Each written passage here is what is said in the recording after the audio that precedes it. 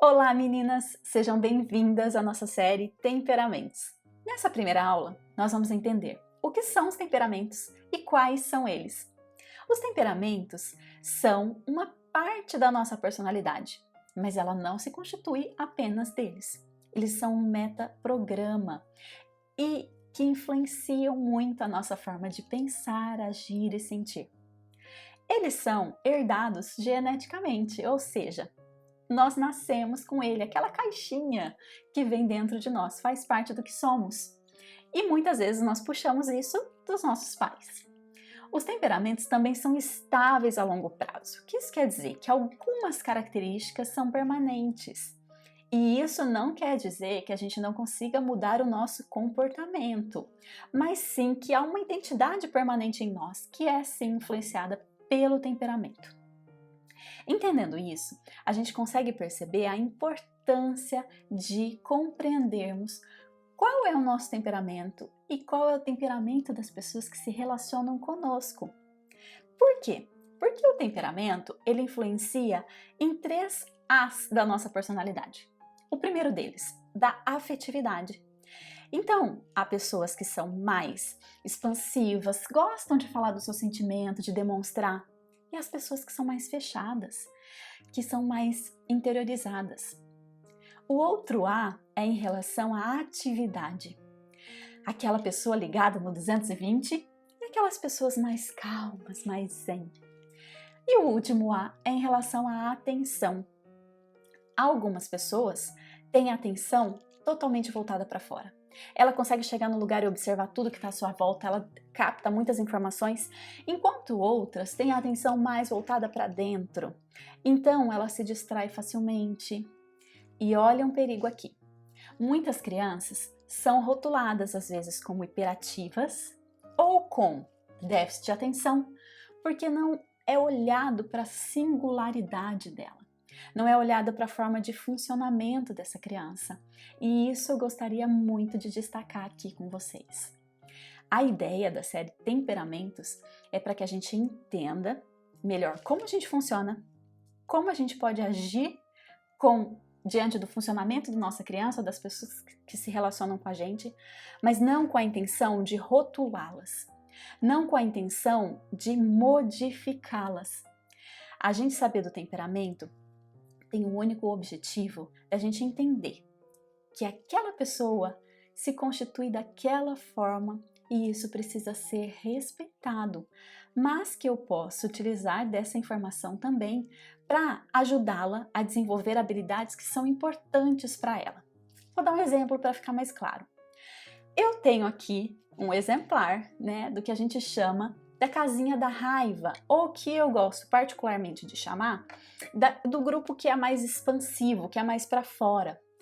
Dentro desse grupo, nós temos 2 temperamentos que foram descritos por Aristóteles e Hipócrates há muito tempo atrás, que são os temperamentos sanguíneos ou coléricos.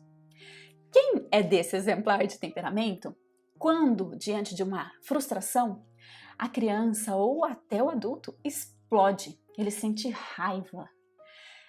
Bom, se a minha criança explode e sente raiva, eu não devo de forma nenhuma podar isso dela.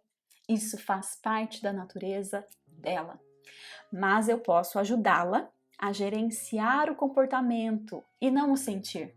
Conseguem perceber? O sentir dela é legítimo. Ela pode e deve sentir raiva e colocar isso para fora.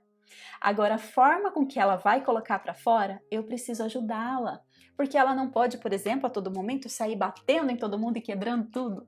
Eles fazem isso enquanto não tem maturidade cerebral ainda para entender outras formas de agir.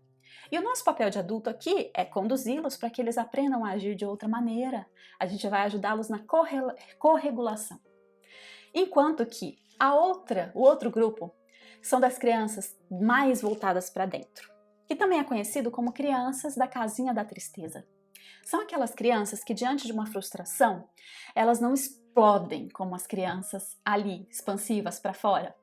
Elas geralmente se fecham. Algumas se fecham um pouco menos, outras entram numa conchinha mesmo. Essas crianças são dos temperamentos melancólicos ou fleumáticos. E qual é a atenção que a gente tem que dar para essas crianças? Fazer com que elas tenham a voz, né? Os sentimentos também observados. Porque geralmente, vocês já ouviram falar isso?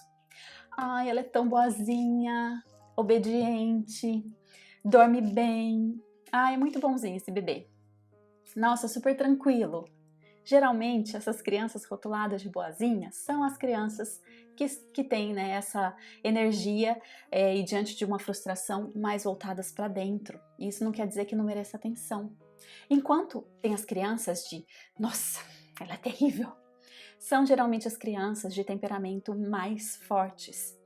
Karina, então há uma distinção de quais são os temperamentos? Qual é melhor, qual é pior? Não, não há. Todos os temperamentos são bem-vindos, porque fazem parte da essência do outro. E tudo que faz parte da essência, tudo que vem, né, do que é natural, não é negativo. Ou seja, nós precisamos entender do comportamento, entender do temperamento para ajudar as nossas crianças, pegando aquilo que já veio de fábrica, né, que já constitui, que é delas, e ajudá-las a lapidar talvez alguns pontos, alguns aspectos que elas precisam ter mais atenção. A intenção aqui jamais será rotular as crianças, nem mesmo no sentido de, ela age assim porque colérica. Não, gente, nós não faremos isso. Nós receberemos essa série e todas essas informações com muita consciência e autorresponsabilidade, com o único objetivo de melhorar os nossos relacionamentos, entender melhor o outro, acolher melhor a forma do outro ser e sentir. Quem aqui já não se sentiu muito mal porque interagiu com alguém, nossa, frio demais? E aí a gente tem a tendência de querer modificar a pessoa. Só que lembram da analogia, né? Do bom semeador. Aquele bom semeador recebe uma semente, confia nessa semente a ponto de plantá-la e esperar, né? Regando, dando tudo que essa semente precisa para ela se transformar naquilo que ela veio para ser. Se eu tenho uma semente de uma macieira, eu planto e espero por maçãs. Eu não espero por peras. Se nós recebemos uma criança com um temperamento mais desafiador, a nossa função é de bom semeador. Receber essa semente com todo carinho e cuidado. Regá-la com aquilo que ela precisa, com os nutrientes que conversam com ela, porque a minha forma de comunicação se modifica dependendo da semente. E eu dou para ela aquilo que ela precisa e eu espero que dali surja maçã. Eu não tento transformá-la em pera. É por isso que nós vamos estudar um pouco mais sobre temperamentos. Saber como a minha forma de agir interfere no outro. Se eu tenho aqui na minha casa, né, uma criança mais expansiva para fora, qual é a melhor maneira de abordá-la para conseguir a cooperação dela? É sobre todas essas coisas que nós vamos aqui estudar nessa série. E eu espero vocês na nossa próxima aula, onde a gente vai aprofundar mais um pouquinho e entender quais são as características de cada temperamento. E eu espero vocês!